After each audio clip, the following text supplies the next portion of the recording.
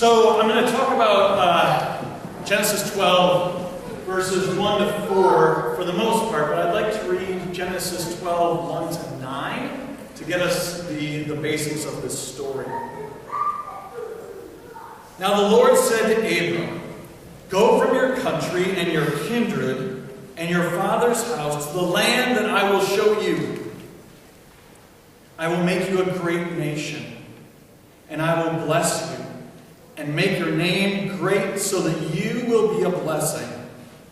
I will bless those who bless you, and the one who curses you I will curse. And in you all the families of the earth shall be blessed." So Abram went, as the Lord had told him, and Lot went with him. Abram was 75 years old when he departed from Haran. Abram took his wife Sarai and his brother's son Lot, and all the possessions they had, and they gathered them, and all the persons whom they had acquired at Haran. And they set forth to go to the land of Canaan, where they had come, and to the land of Canaan they went. Abram passed through the land of the place of Shechem to the oak of Moriah, and then to the land of the Canaanites. They were in that land. Then the Lord appeared to Abram and said, "To your offspring I will give this land." So he built there an altar for the Lord. The Lord appeared to him. From there he moved on to the hill country on the east of Bethel. He pitched his tent, with Bethel on the west and Ai on the east. There he built an altar to the Lord. He invoked the name of the Lord, and Abram journeyed by stages towards the Negev.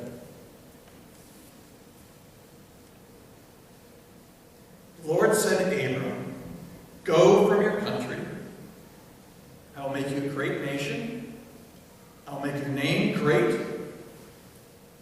I will bless you so that you can be a blessing." Great nation. Blessings so that you can go and be a blessing. That's called Abram's call. It's whack. I'm going to bless you so that you can be a blessing. Seriously, what does that mean? It is like super vague, right? I mean, there's nothing that's delineated below that can help us very much, which means it's up to Abram, right, to figure this out. What does it mean to be a blessing? So what does it mean to be blessed by God?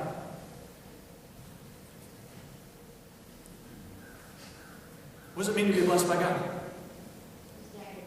He's got your back. Okay, God's got your back. How else does it mean to be blessed by God? Unconditional love. Unconditional love. Okay, wonderful. What else? He puts things in your lives to make you happy. Things in your lives to make you happy. Okay. Prayer. Prayer. Absolutely. What else?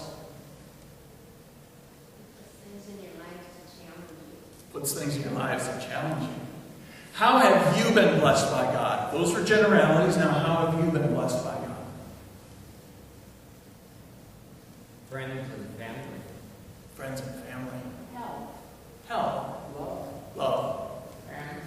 Friends. Kids. Kids. Grandchildren. Grandchildren. Shelter and food. Shelter and food. Okay. Now, we're going to make it a little bit bigger. How has this place, this faith community, been blessed by God? We have you. Thank you. We have Stacy. We have all y'all, right? I mean, that's a huge blessing for us to be able to gather together as a family. That's a blessing. We have work to do. We have work to do. We have a place to do it. We have a place to do it. Right on. We have studying to do. Studying to do. All right.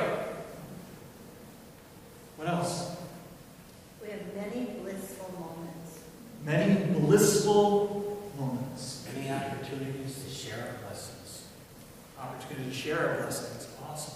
Awesome. Great artwork. Great artwork. Yeah, absolutely.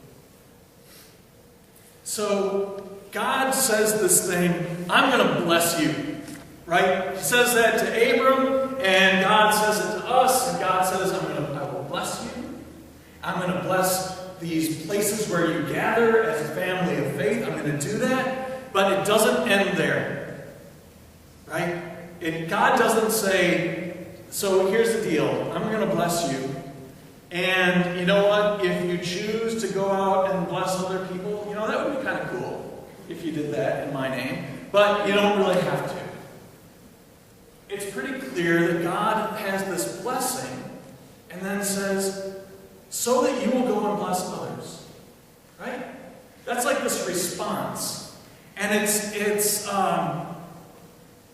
not really a choice in there. Why do you think there's an expectation that we return God's blessing to others?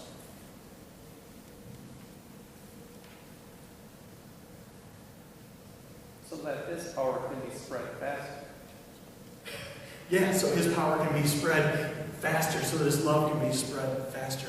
Talked about this on Wednesday at our Bible study. Our family therapist used to call it a double mitzvah.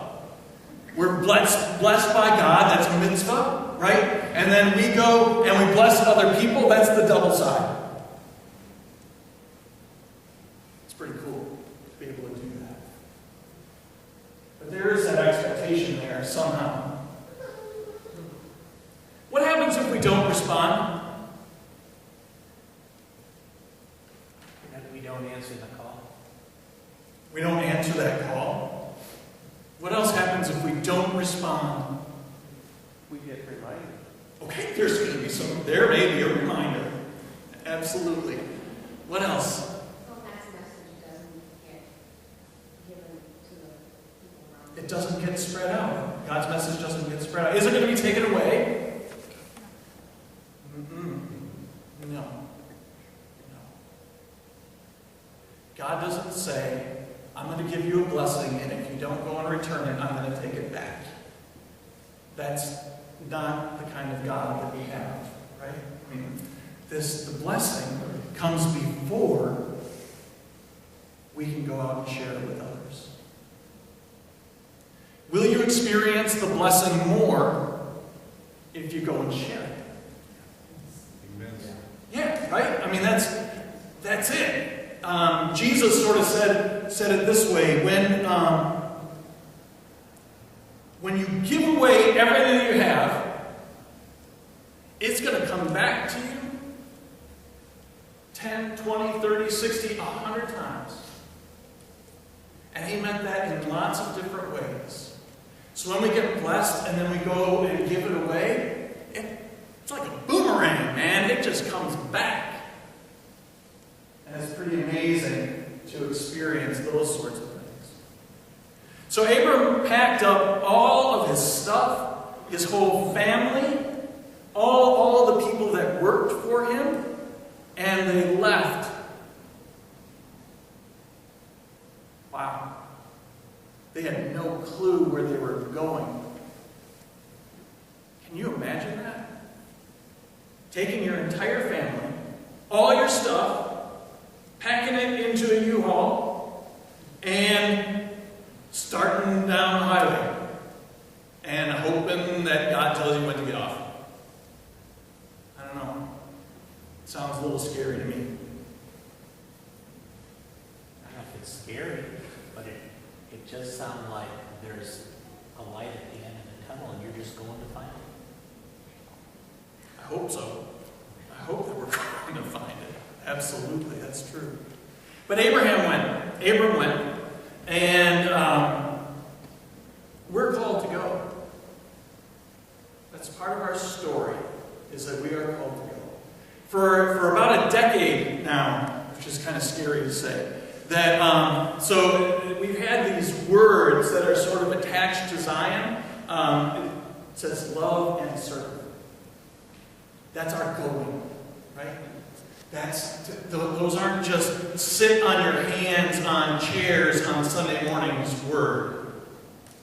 Love and serve means getting out of Dodge, getting out of here, going out there and doing something with it. While Abram was told by God to get up and go to this new and unknown place, Abram put his faith in God, and God continued to lead.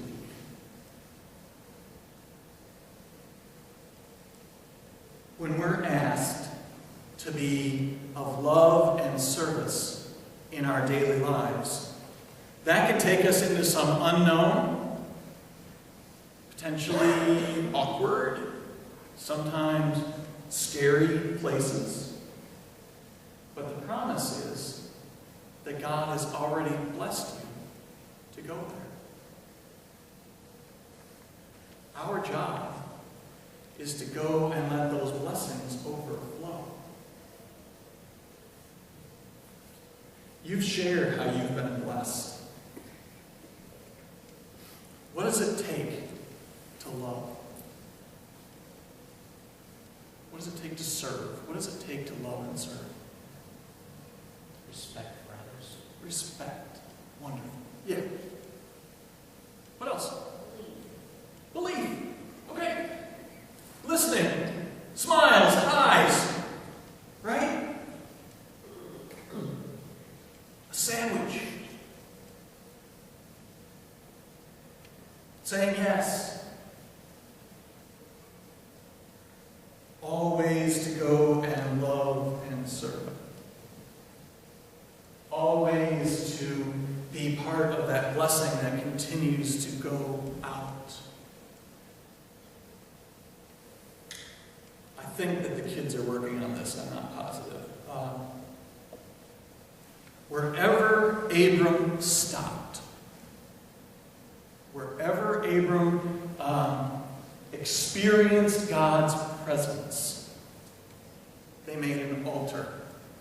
An altar doesn't look like that at all. An altar then was a pile of rocks. And those rocks were the journey. And those rocks said, this is where I have experienced God.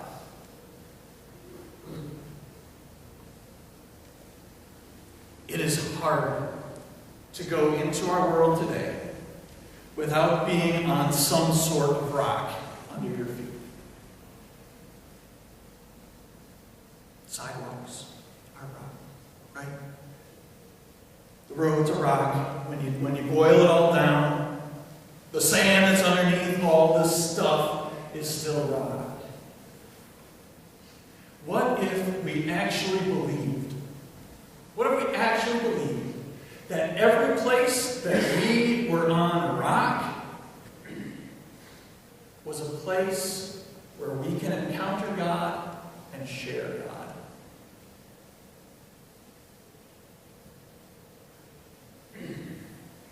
This is a cement floor. That's why we don't get very good cell reception. It's a place where we experience God. There's lots of other places. Our role is to go out and be that blessing in all of these other places. Our job is to go and love and serve. It's that easy. And it's that hard.